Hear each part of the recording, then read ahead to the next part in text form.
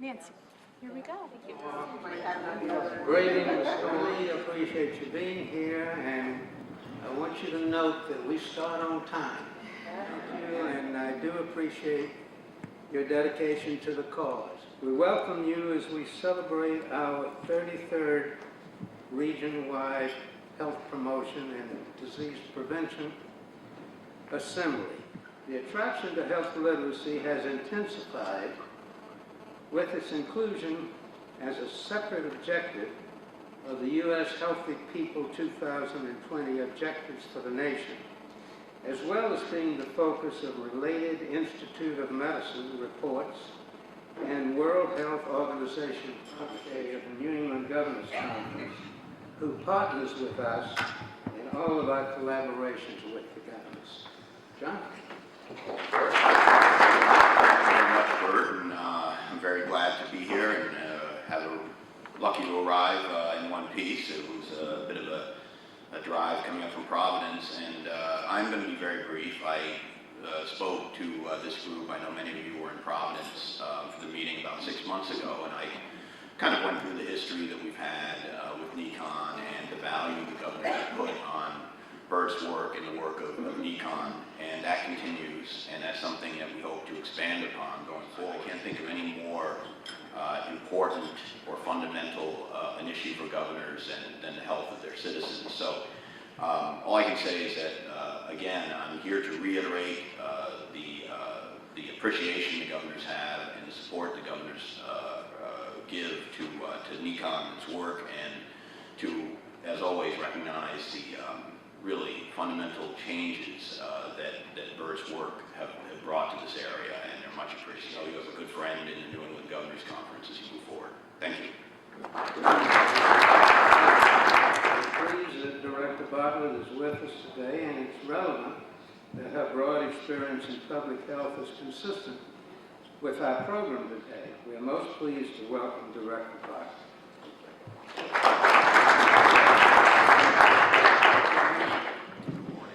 Commissioner has selected health equity, so that I think ties in really nicely to today's conference about health literacy, because health literacy is really critical for us to achieve health equity and to reduce some of the disparities that we know face our racial minority groups. And so he's off in Washington, and particularly disappointed that he couldn't acknowledge Bert Yaffe and all the years of public health service that he has committed to not only Massachusetts, but the country. He served on the Public Health Council for 21 years, from 1979 to 2000, and is also the founder of NECON in 1970, so that's 41 years of service there. So a very special acknowledgement from the Commissioner, who was sorry he couldn't be here, and I'd ask you to join me in a round of applause for all of you. Dr. Smith will also be with you today. She's our medical director, and so I think you look like you have a very promising and interesting day before you, and wish that you enjoy all your learning today. So thank you for having me, and again, have a great day. Hi everyone, I'm Shirley Yaffe-Kaiser, and before I introduce our morning keynote speaker, as I was talking to Dr. Colbert before we started the session, we were in a nice conversation. He said to me, so what's your training and what's your background? We were talking about a lot of things. And I only said one thing. I said, my training is really being the daughter of Bert Yaffe. And in the world that I'm in, which is, I have been for the last 25 years, which is working with Fortune 1000 companies at the intersection of their role in society and how they can use entrepreneurship and business to solve social issues. My training as Bert's daughter has really given me a great opportunity to be a change maker in the world that I'm in. Today we will hear from a social innovator, an innovator who has set in motion a movement that can also change the course of history. With the ability to scale and amplify the efforts and energy of leaders like Dr. Colbert, we will see information and knowledge on any number of technology platforms that will influence citizens to use well-articulated health knowledge and information in ways that will increase positive health outcomes to revolutionize and accelerate health promotion and disease prevention. Please join me in welcoming Dr. Arthur Colbert. somebody who lived in New England for a large portion of his life. When I woke up this morning and saw the snow, I'm glad I live in San Francisco. First of all, thank Bert for allowing me to participate today. And we first met by phone maybe 8 months ago. And originally I was to speak in October in Rhode Island and had eye surgery unexpectedly. But he was relentless, much like you all have known him to be. And he said, that's not an excuse. He said, we will get you back. And, so sure enough, complete with snow, we are delighted to be here. Thank you very, very much. I thought that I would try to set the agenda today and talk about the challenges before us all as public health officials and what most of us do in our day-to-day lives. The role of social determinants of health, where this nation is going. And I want to talk a little bit about our healthcare system. And I want, for the first time, probably for many of you, to think of it as a system of health literacy care, and not just healthcare. And you'll be amazed by the way we can now reconceptualize this healthcare system, patient protection. That is the most important part of the title, because once you include patient protection, you can talk about safety, you can talk about quality, you can talk about all the things that are important to us as a nation around healthcare. More recently, Healthy People 2020 described it as the degree to which individuals have the capacity to obtain it. So that means that people producing have to do it in a manner in which individuals can understand it. Communicate is new. That's the first time that they have inserted that. Heretofore, it's just been obtain, process, and understand health information needed to make appropriate health decisions. So it's not an individual's responsibility. The system is greatly involved. The system needs to be responsive. It needs to create information. And that can be anywhere from the providers to the public health officials to the drug manufacturers and the like, so that individuals have an opportunity to understand. In order for us to even begin to think about behavior change, and that, of course, is what we would all like to see with not only our patients but our populations, individuals need to understand this information. We need to provide this information, not just in terms of how we speak to people, how people read it, the use of numbers, the use of figuring things out, in a manner in which people have the opportunity to understand and hopefully begin to make those kinds of behavior changes we feel important to see. And she's an attorney. Her physician did not explain to her that your blood pressure is up and we're going to put you on some medication so we can get it under control. Yes, hypertension is a silent killer. But most people don't die from high blood pressure. You just need to get it under control. And he didn't bother to tell her that. He just announced she had hypertension, and she held it until she found me. And she said, I have hypertension. I'm like, so what'd you give me? Give you some medicine? Yeah. And then I said, well, why are you crying like that? She goes, because hypertension is a silent killer. I said, do you know hypertension is high blood pressure? She said, I don't have high blood pressure. So how many times has this occurred today on a daily basis? That same scenario. Okay, people don't understand what that message is and gets in the way in terms of trying to be able to deal with what their problems are. There's a great deal of activity going on at the federal level, at many of the state levels, in different regions and parts of the country, and particularly at the local level. And I want to use that as an opportunity to motivate us, to keep us excited, to keep our eye on the ball. So what's the future? So now that we have Watson, he wins in Jeopardy. Okay, how do we take this kind of technology? What does that mean for health? And then I want to thank everybody for the opportunity to join you today. And I really encourage you to be part of all these smiling faces through partnerships and collaboration as we move forward in this health literacy movement. So with that, I'd like to take some questions and encourage some discussion. Person. So less than a week, but I bought it actually to look at apps. So I did a search because I was thinking, where is the app for your PCP visit and your pediatric visit? So I looked, I couldn't find any. There's a lot of exercise, and there's nutrition, and there's calorie counters, and there's what to eat, what not to eat. But we're thinking about educating people and empowering them to ask questions and to know what to ask when they visit. I think that's an app that maybe we should agree today to create somehow with anyone know how to write them or whatever. But do you know of any apps that are out But there? you're right, they're not there yet. And it really takes, again, this group genius, people who cut across different disciplines to be able to build these that people can use. And I think they are much in the need, and I would really encourage yourself or this group to take that on. Great contribution. I was looking on my computer, and I too have, they have applications for the MacBooks, not just for the iPhone. And it's called Health Nut, where you could put in, foods that you're eating, calorie counts and things of that nature. So the technology is out there, as you stated, but how do you encourage the discipline to use it? I mean, just because I have it doesn't mean that I actually type in the food that I'm eating, how often I eat it, and things like that. So how would you encourage people to actually use it? Again, if you just, in your short lifetime, look at the advances that have been made, it's continuing to occur. And there are some actual offices that we work with that really promote it. So there are some examples that are out there. I don't know the answer. I think that it's going to, again, just continue to increase over time. The apps and other uses of technology will become more user-friendly, they'll become more acceptable, and it'll become a part of how we do. Literacy, there seems to be two fronts, the provider and the individual.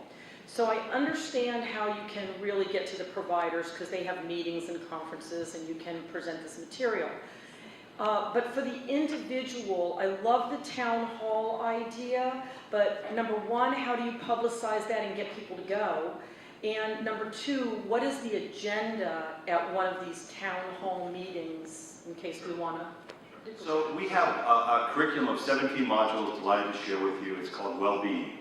Modules would include how to find a doctor, how to read a food label, how to exercise. So very common, very small, very interactive, very engaging, less than 60 minutes long, that we teach at local libraries throughout Missouri.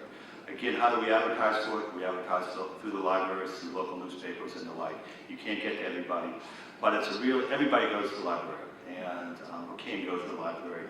And so we've chosen to use that as our base, and so far we're pleased with it. And again, everything we do have an evaluation lens on. There will be evidence of all this, but I would encourage you to use your libraries as a place to begin and look to some of the modules that we've developed as maybe starting points. Two things about the whole health literacy issue that keep coming up in clinical conversation. The whole concept of patient education has always been a part of nursing practice forever and ever and ever. And so, I've gone to several conferences over the past 5 years, national ones and not. We're talking about, in my mind, what we all experienced as kind of clinical work 101. However, it hasn't been done, which is why everybody's focusing on it. And could you comment on where the discussion is going on, either in Missouri or beyond Missouri? Because part of the reason it isn't there is because nobody's paying for it. So I was hoping to relate it to the whole payment reform issue and the issue of a lot of nurses will say that I understand about the discharge planning situation. We used to do discharge planning. The hospitals, to save money, have cut back on the numbers of people who do that. But here's the other problem, and this is the clinical evaluation of nurses on the floor, is because of the payment for hospital care and people having to leave the hospital earlier, people are too sick to hear, to be educated on the things they need to follow through with when they get discharged. It's all about payment, and I think I will comment on it later myself, but I just thought maybe you could comment on that. Easy questions. In terms of, this issue of discharge and, people being vulnerable, people still being drowsy, people, all the things that occur when we leave hospitals. Again, beginning in 2013, if hospitals are going to be penalized to see these people show back up, they're going to hopefully have to do things differently. So again, this is something that was thought of and not really tried, certainly not successfully, 2 decades ago. We'll see if we're more successful at it at this time. But you raise real questions speaking from real practice, and these are the real issues. And again, but that's where the importance of the policy and the legislation and the regulations come in. And if in fact these are written the way we want to believe they will be, and people will hopefully have to be able to do I things. encourage NECON and all of you for the conferences that you put on. I know for me, the insights I learned here, if there was a hashtag, seriously, I would be tweeting to my network and to people around the world they don't know. We all in this room know what we know, and we're involved in a movement, but there are entrepreneurs, there are people who want to help solve problems and get involved in this. So I encourage all of you, if you have the opportunity, to open a Twitter account, because tweeting is really important to just building a movement, and you all have personal brands and people will follow you. Region, and we're a contract of the National Library of Medicine at the University of Massachusetts Medical School. And I am so happy to hear what a fan you are of libraries as a collaborator for health literacy. And we are starting for our next contract, which starts this May, a health literacy community of interest. So if anyone's interested in collaborating with medical libraries or public libraries, please come see me. I'd love to tell you more about it. Have you guys experimented or thought about how do you reach deeper into the community fabric as a way of changing the social tone, the cultural tone, the expectations, so that it seems like everywhere you turn, people are saying, yeah, you really should put that soda down. We're not serving it at our church meals anymore. How has that played out, and or where do you see it going? We work very closely with folks who are involved in building bicycle paths and walking paths. The food deserts are a huge issue, again, for urban environments. And, how do you begin to tackle those issues? Well, we have the small supermarket. We try to, again, the best that we can, bring awareness to that. At the same time, the dilemma that we have that isn't as prevalent here is being able to work in rural areas. How do you get to those people who number 1,000, 1,500 or whatnot? So we use telemedicine, okay? Again, there's a re-emphasis on that. My name is Darrell Fox. I'm from the New England AIDS Education Training Center out of UMass Medical School. Please visit my table, pick up some information. I'm also from the Massachusetts Association of Community Health Workers. And so I want to applaud you for your presentation, your style, the information. I think we really need to get that information and say. I want to introduce a new technology to everyone. It works on any computer, it works on any phone, it works in any street corner, it works in any community-based setting, it works in clinical settings. It's called the community health. I didn't hear anything about the use or the integration of community health workers as agents of change related to health literacy. If we build the health literacy of those community health workers who are community members and have them working with the providers and with the clients, I think with all the other technologies out there, with all the other pamphlets and information, which are great, they become a great vehicle in which to keep and maintain the wellness of the community. So I just want to bring that up. No, thank you. We have chosen 5 areas in the state that we're really focusing on. And we have community health workers, and we describe them as change agents. And I'm sorry I didn't mention that, but again, it needs to begin with a force. Again, there are people like yourself that have shown effectively the importance of the community worker and how they can engage them. So in each of our different areas, we are slowly but surely identifying monies and providing training for community workers to provide that role. So why do health workers work? Because they connect, they engage. Why does this conference work? Because we get together. That is a very powerful understanding.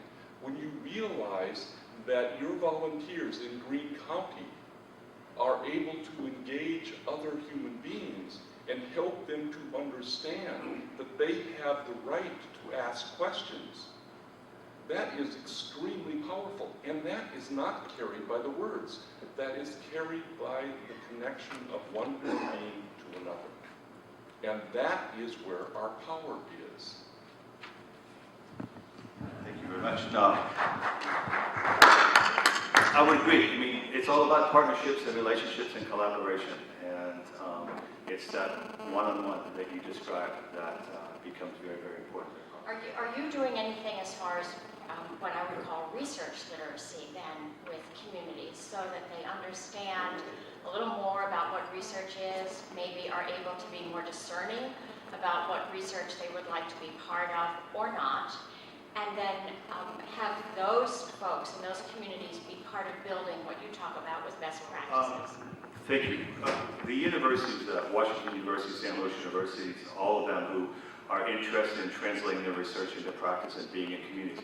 Communities are very leery of universities, I don't have to tell you that, and they worry about research, and they don't want to be researched. And what we've found is a very effective role for Health Literacy Missouri is to play that intermediary to introduce universities into the community as part of the research, and to be able to do that. The wait was worthwhile. And incidentally, compliments to your ophthalmologist, because he gave you a lot of foresight with that. That's true. Terrific. And we really appreciate that. And we're going to have a break, but I do want you to think about something for me during this break. First of all, we know, I think, what to do, especially in New England. Not that we're the premier of this, but there's a fantastic knowledge base to build upon some of the things that were discussed today. You have them, we have them throughout the country. So we have the knowledge base.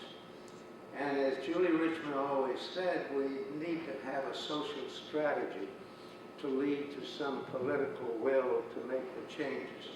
That is the NECON mission. And with you and the hundreds of people that have attended throughout the years, we can do, everyone in this room today, if you ask a question, you've got to be part of the solution. If you really care, if you want to be part of NECON, ask the question. We want you to ask the question. We want you to make suggestions. But you can't turn around and walk away and say, okay, call me when you're done.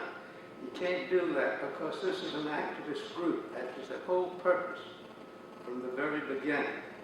So we have the knowledge base. We have several social strategies. Health literacy is a social strategy. And if we work, there can be others. But in the final analysis, it's the third leg of what I call the Julie Richmond process, which is the political will. It is a political process in the very best sense. So we want you to be a part of that, and we want you, after the break, the rest of the day, we want you to ask any questions you want to.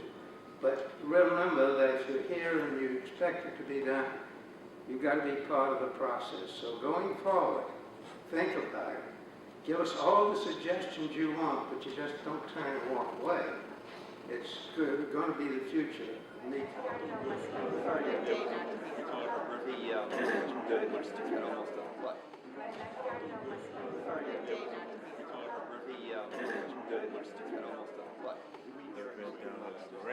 They just get one the other night.